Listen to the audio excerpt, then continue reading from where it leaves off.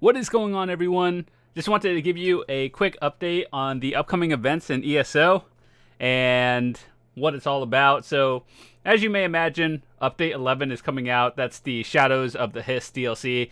I'll be giving you my thoughts and opinions and pretty much just going over what it's all about.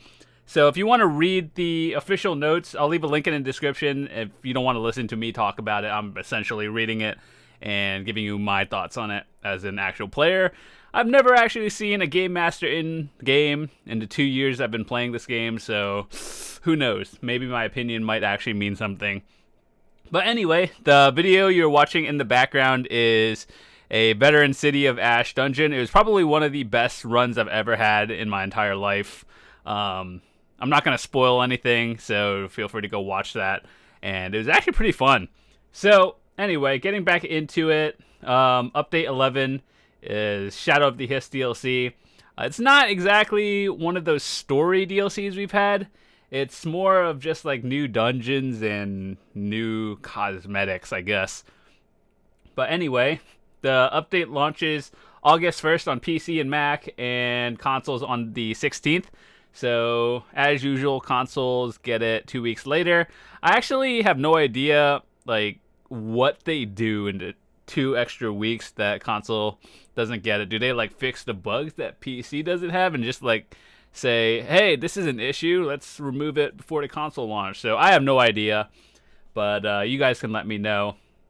It features, like, new ruins and more 4-player dungeons, and of course, if you are an ESO Plus member, you get it for free, as you can just buy it normally as you normally do. So let's get into it. So let's start with the pricing. 1,500 crowns if you don't have ESO Plus, which is the essential, like, 1 month of it. So if you were thinking about getting ESO Plus, you might as well just buy it straight out. I mean, to have it permanently, because this has dungeons which are limited. So in my personal opinion, just buy it permanently instead of having it for like 1 month is probably a better idea. So of course they have like a collector's edition. No, I say collector's, I quote it as in, like, you get crown scrolls, of course a pet, and then the new expansion.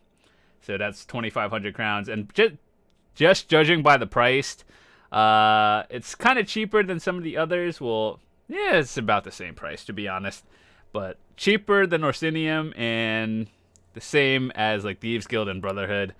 But you get a hatchling pet, a new Hisquar mount, and crown scrolls essentially. So yeah, the main part of the DLC game pack, you get to do new dungeons. 2 new Argonian themed dungeons. That's the idea of it, or theme, of course, as Shadows of the Hist, kind of Argonian. If you follow the lore at all, it makes sense. But anyway, with the new update, they added like the dungeons and just leveling in general. It all scales to the leader. So let's say you're level 12 and your group is like all champion 500s. You'll probably be doing non-bet. So in general, if you want the best items, everyone has to be in the veterans at 160 or higher. So generally, if you just want to run through it, get the lowest level possible as a leader, and then everyone just carries through. But if you want the high-end gear that comes along with it, make sure your leader is over 160 champion points. And that's always how it's been. So just kind of saying it again, just in case for some of you who are new had no idea. And then, of course, it's in the new normal and veteran modes, which I think they should just, like, remove it in general. If it's going to scale to your leader, then there's really no need for that. But, whatever. And then anyone can enter it, which is kind of why you should remove the normal and veteran if it should be just, like, regular. It should be like a one set thing. No silver, no gold, just you get certain rewards. That's what I would do, to be honest. Instead of just adding the silver pledges and gold ones, just make it one in general. Everyone gets the same items, and depending on your level, if it's scaled to the leader, then that's how the rewards are split. And that's another thing I wanted to mention. They need to fix the rewards in the game. Ever since day one, the rewards have been hot garbage. You kill a boss, you could have a chance of getting like a whole 7 gold, and that's about it, which always annoyed me. And I don't think they'll ever fix it, but if they do, now would probably be a really good time. And then the Argonians of the Dark Brotherhood need your help against the Cater. They have the Cradle of Shadows. It's a new dungeon. It also includes 3 new item sets, new achievements, and an appearance reward, which I assume is cosmetic, like a new mask or whatnot. And the Ruins of Mazzatun, I think I pronounced that wrong. It's like a quote-unquote puzzle city, and that also has new achievements. It's like a new dungeon. So that's essentially the main part of it. New dungeons, cosmetics, new item sets. New item sets is probably the biggest one that everyone wants. And now we're going into the cosmetic section. With the release of Update 11, they're introducing a style parlor. Pretty much a collection of character customization options that include name change, race change, appearance change, all new hairstyles and markings. I always thought that's fine if it's cosmetic DLC that doesn't technically like give other people advantages in terms of that. I've always been okay with that. Cosmetic DLC is fine.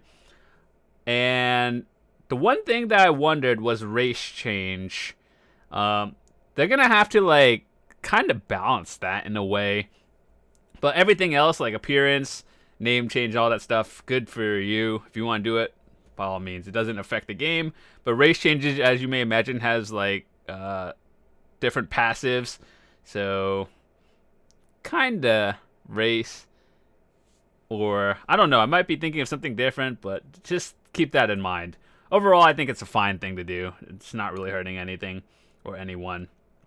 And so the way that works is you buy like changes, and you just like, if you look at the Crown Store normally, let's read it.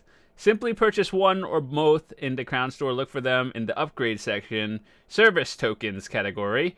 Once purchased, head to the character select screen, appearance, and then change whatever you want to change. So appearance change tokens. These tokens allow for a complete modification of one character's appearance, including but not limited to hairstyles, colors, adornments, face, body markings, facial features, eye color, age, body, face shape, and as well voices. That's pretty neat. I don't think I've ever really listened to the voice of my character. But they also have race change tokens. These tokens allow you to change your race, plus the ability to change the character's race to one available for that character account. And then more notes is name change. That's pretty obvious. I'm surprised they didn't do this earlier. Name change, it's literally what you think it is. And there's new premium hairstyles and a bounty of new hairstyles, ornaments, markings. If you're looking for something special, it's probably premium stuff that you can only buy with crowns. So I assume that's what they're adding. And then it tells you how to do it. So next on the list is costume dyeing. That's what we've had before, except now it's exclusive to ESO Plus members. So kind of like they're adding more styles and colors, but only if you're ESO Plus. So the way I think about it is, if you wanted those colors, just like buy it for a month, change it, make sure you don't ever change it again, and then if you can like cancel it, in my opinion. But overall, I assume most people have the colors they want, but they're just adding more essentially. And yeah, so as they mentioned in the article, if your ESO membership lapses, you'll still retain your hand-eyed costume and the looks. You just won't be able to re-dye them again until your membership renews. So get it once, make sure to never change it again if you're not continuing your subscription. And yeah, so dye stamps, that's what it's going to be called. It's kind of like tokens essentially, except they're stamps. Alright, so now some more important things. When Update 11 launches, everyone who owns Elder Scrolls Online will receive the base game patch at no cost. Update 11 includes many changes, including console text chat. That's pretty interesting. I didn't even know console had text chat. And Aetherian Archive, Hellraw Citadel, the Trials, and including normal and veteran modes have been revamped. So like before you were only getting veteran 14 or 140 champion point rewards. Now I assume they are raising it to 160, so that's always good. And Dragon Star Arena improvements, increased difficulty, and revamped rewards. Once again, before and the current state, you can only get up to a champion point 140 items. Now it's going to be 160, so that means there'll be a reason to do DSA again, and of course the Trials. And the Aetherian Archive is actually kind of hard to do. Hellraw Citadel is not that hard. It's kind of like mid-tier, and Dragon Star Arena is just a bunch of waves, and it's essentially easy to do. The ability to trade bind on pickup items to group members in dungeons and trials, that's pretty good. I assume it's the way World of Warcraft does it. If you want to trade it to a group, you have like an hour to trade it before it becomes binded. So I'm not sure if it's going to be permanent or not. It's not explained, but it's to only group members in the dungeons. So I assume once you leave, it goes bound or something like that. Or it could just do it the way World of Warcraft does it. The introduction of the Cyrodiil town capture system. Okay. Champion point increase. So right now, the champion point cap is at 501. I assume the upgrade is going to be to like 531 or something like that. And the rebalancing and adjustments to racial passives points, and that's always good. I'm going to have to like sit there for another couple hours thinking about what's the best thing to do. So might do that on stream, so you guys may get to watch that. Improved Undaunted reward chests, like the silver, gold, and bronze. So essentially right now, start saving your gold keys. Don't spend them. Save it. And then improved clothes surveys. So you know how if you do the daily writs, you could do like provisioning, clothing, blacksmithing. The surveys, they really don't give you anything good. In the update, hopefully they do give you something good. So if you're doing it now, start saving materials and all that stuff, and you'll be good to go. Improved face effects and animations. I never really had an issue with that, but apparently some people who like role-playing did. So not something for me, but glad it's being fixed. Ability tooltip tags that are displayed during primary roles. So like certain abilities have changes and tooltips. Essentially, if you're new, it tells you how to use the skill. And ongoing PvP Cyrodiil performance. 17 updated older items that are now drop at 160. 6 available in the Aetherian Archive, 7 in Hellraw, and 4 new items. So essentially, after beating the boss, you get a good weapon.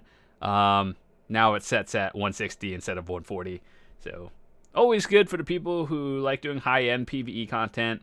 And of course, new crafting styles. So people who don't like spending gold, just dump a lot of money in it and you'll get it from the Crown Store. I'm always fine with that. Cosmetics never hurt. And it tells you more about the PTS server. And that's one's for PC only. PTS is like public test server. So if you want to play, quote unquote, the beta, that's essentially what it is. And I usually never bother with it. I'd rather just play it when the official launch comes out, just because it kind of ruins it if I play it early. And it's more just PvP. There's no real like quote story to it. You kind of just get like one mission and then you repeat the same 2 dungeons over and over again. But I guess I don't bother with it, but it's always good to have people actually testing it so things aren't broken or as broken on launch. And then you get to use non-templated or copied characters in the PTS, always as usual. And yeah, that's pretty much all the stuff that's important in this patch note or update 11. So as a little recap, everything that is important to me as an actual player, not just like a developer trying to add random nonsense. The good things are the high-end PvP, trials, and DSA and general stuff are getting revamped. Instead of 140 CP items, you get 160. That's just good. and I guess new dungeons are always good. That's pretty much all you really need to get out of it. Other than that, if you like just casually playing and spending loads of money on this game, there are more styles and cosmetics for you. And yeah, that's pretty much all. I could have just said that in about 30 seconds, but just to give you a little detailed explanation of everything that was coming to the Crown Store, that was it. So if you enjoyed this video, be sure to drop a quick like on it and let me know what you think. I always am curious to know what other players are saying about it as well. And if you enjoy watching everything, feel free to subscribe. I do upload videos 7 days a week and a lot of ESO games, gameplay, but I am a Let's Player, so a lot of new games in general, like new releases, AAAs, indies, those will usually be on the channel as well. So yeah, let me know, and I hope to see you guys come back. Thanks for watching, and see you guys later.